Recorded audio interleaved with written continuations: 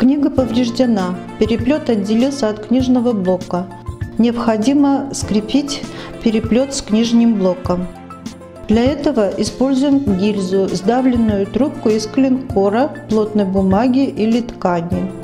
Обкладываем блок кусками картона и закрепляем его в переплетных тисках. Наносим клей ПВА на корешок. Приклеиваем к корешку полоску переплетной марли или хлопчатобумажной ткани. Приклеиваем заготовку гильзы. Ширина заготовки в 3 раза больше, чем толщина блока. Приклеиваем среднюю часть заготовки гильзы к корешку книжного блока.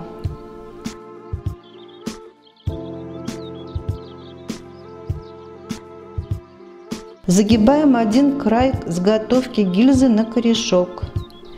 Наносим на него клей. Загибаем второй край заготовки на корешок.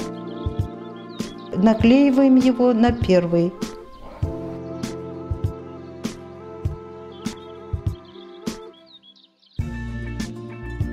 Образовалась полая трубочка гильза.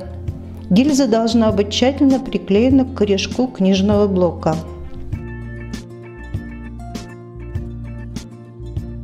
Наносим клей на отстав или гильзу. Натягиваем переплетную крышку на блок.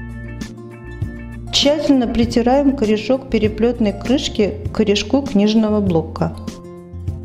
После просушки приклеиваем обе крышки переплета к форзацам.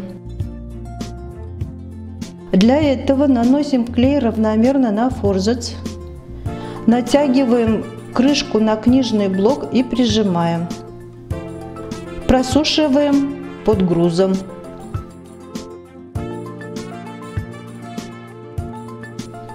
Книга готова.